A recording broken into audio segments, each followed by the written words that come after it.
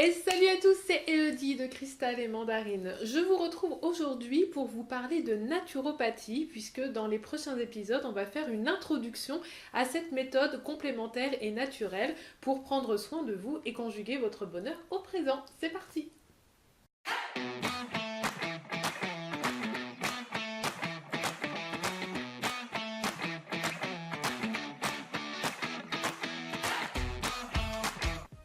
Dans ce premier épisode, on va essayer de faire déjà un point sur le vocabulaire. Mais avant de commencer, je voulais tout de suite te rassurer en fait. Parce que moi, là, je commence à m'intéresser à la naturopathie depuis quelques mois. Donc, je suis même en formation en fait pour passer une certification en naturopathie. Et du coup, au tout départ, en fait, c'était super brumeux pour moi, la naturo. Le premier truc que ça m'évoquait, en fait, c'était qu'il allait falloir que je mange des graines matin, midi et soir, donc le goût, en fait, me laissait un tout petit peu sceptique.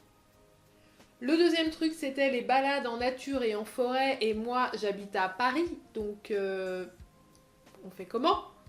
Alors oui, je sais, oui, il y a des coins de verdure à Paris. Oui, non, mais c'est sûr, il y a des coins de verdure à Paris, mais bon, c'est pas non plus, tu vois... Et le dernier truc, c'était les séances d'imposition des mains, hein, parce qu'il y a beaucoup de naturopathes qui font ça. Donc à l'époque, j'étais pas prête, en fait. On va dire ça comme ça. J'étais pas prête. Et je crois que finalement, c'est un peu ce qui nous rebute tous au départ, c'est que la naturopathie, c'est une discipline qui est hyper mal comprise. Il faut quand même savoir que par exemple en Allemagne, elle est parfaitement reconnue par le corps médical, donc là-bas tu peux aller très bien consulter un médecin généraliste ou un naturopathe, ça choque personne. Sauf qu'en France, on a quand même vachement de mal à faire le premier pas. Et pour ça, je crois qu'il y a plusieurs explications en fait.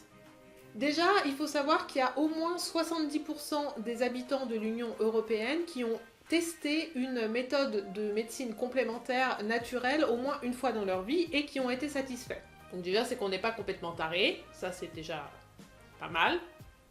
La deuxième chose à savoir, c'est que du coup, l'Organisation mondiale de la santé, donc l'OMS, a classé la naturopathie en tant que médecine complémentaire officielle et donc reconnue au même titre en fait que la médecine chinoise ou la médecine indienne qu'on appelle aussi la médecine ayurvédique. Alors pourquoi est-ce qu'on a du mal en fait à se mettre à la naturopathie? Moi j'ai une théorie là-dessus. Je pense qu'en fait, si la naturopathie a tant de mal que ça à prendre en France, par exemple, c'est parce que sa vocation première, en fait, c'est la prévention. Et on n'est pas super bon en prévention, en fait. On a beau dire vaut mieux prévenir que guérir, en l'occurrence, on a plutôt tendance à plutôt guérir que prévenir. Au final, ce n'est que lorsqu'un drame survient qu'on se retrouve vraiment complètement coincé, ou alors qu'un gros pépin de santé nous tombe dessus, qu'on finit par se dire que les médecines complémentaires, c'est peut-être pas si déconnant que ça. Alors je ne jette la pierre à personne, hein, parce que moi aussi j'ai fait comme ça, il a fallu que je me retrouve allongée sous mon bureau au boulot, parce que j'ai fait en fait un doublé sciatique et un lumbago en même temps, donc qui n'a pas pu s'expliquer par les nombreux examens médicaux après que j'ai pu faire. Donc ce n'est qu'à partir de là en fait que j'ai commencé à me dire qu'il serait peut-être temps que je fasse quelque chose pour m'occuper de moi. On se prend tous pour des super-héros, sauf que tu sais ce qui est attachant avec les super-héros? C'est leur point faible en fait, c'est leur petite kryptonite. Et nous, notre kryptonite à nous, c'est souvent le stress ou ce genre de truc. Et ce qu'il y a de bien avec les méthodes complémentaires donc de santé, c'est que elles peuvent nous aider justement à faire un premier pas pour aller mieux de ce côté-là et éviter d'attendre que les méfaits de la kryptonite se répandent comme une traînée de poudre dans nos vies. Pour ce premier épisode, je voudrais d'abord faire un point sur le vocabulaire pour faire une distinction entre la médecine allopathique, les médecines complémentaires et les médecines alternatives. La médecine allopathique, c'est la médecine que pratique ton médecin généraliste, ton chirurgien, ton dentiste ou encore ta sage-femme. Ce sont des gens qui ont passé des diplômes, qui sont donc médecins, qui sont habilités quand tu vas les voir à te prescrire des médicaments ou des examens complémentaires, donc type radio, des trucs d'imagerie, des prises de sang, etc. Et quand tu vas les voir, en fait, ils s'occupent principalement de ton symptôme. Alors pourquoi, à mon avis, c'est une grosse bêtise de mettre la médecine allopathique de côté avec tout ce qu'elle comprend, donc les médicaments et donc les imageries, etc. Je pense que c'est vraiment une bêtise parce que cette médecine-là, on a la chance de l'avoir et elle est hyper efficace en cas de situation de grand danger. Je veux dire, clairement, on va pas soigner un accidenté de la route avec une compresse d'huile essentielle. Enfin, en tout cas, pas tout de suite, hein, ça viendra peut-être, mais bon, là, tout de suite, dans l'immédiat... Le but de la médecine allopathique, c'est de soulager, de sauver et aussi de réparer. Donc, il faut surtout pas en fait s'en détacher complètement. Ce serait, voilà, une sombre bêtise. Parlons maintenant des médecines complémentaires. Donc, les médecines complémentaires viennent en renfort de la médecine allopathique et dans ce cas-là, la naturopathie en fait partie. La différence avec la médecine allopathique, c'est que le naturopathe, par exemple, n'a pas de patients, mais il a des clients. Il ne fait pas des ordonnances, par contre, il va te donner des conseils, en fait. Et il n'est pas non plus habilité à te prescrire des médicaments, ni à t'envoyer faire des examens. Les recommandations qu'il te donne vont être adaptées à sa sphère en fait d'action finalement, donc les choses dans lesquelles il a décidé de se spécialiser.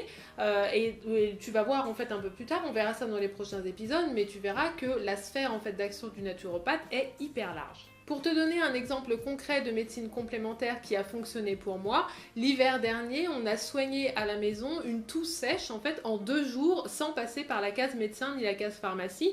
On s'est juste attelé en fait avec des tisanes, un peu de soleil quand il y en avait, et puis des huiles essentielles principalement. Donc ça en fait, ça a été vraiment notre action avec des méthodes finalement complémentaires. Les médecines complémentaires en général, elles vont aller vers la compréhension du symptôme. On n'est plus juste en fait dans une situation de survie où il faut agir vite, on essaye de comprendre pourquoi est-ce que le symptôme est apparu.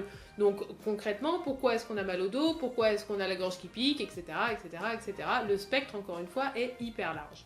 Mais attention, ça ne veut pas dire que les médecines complémentaires ne sont pas efficaces pour soigner les symptômes. Par exemple, avec cette histoire de toux sèche en fait qu'on a réussi à enrayer en 2 jours, et clairement on n'était pas du tout dans la compréhension du symptôme, on était vraiment dans l'idée de se débarrasser en fait de ce mal de gorge le plus rapidement possible. Et ça a fonctionné.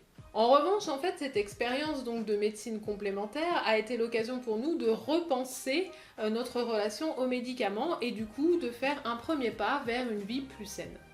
Parlons maintenant des médecines alternatives.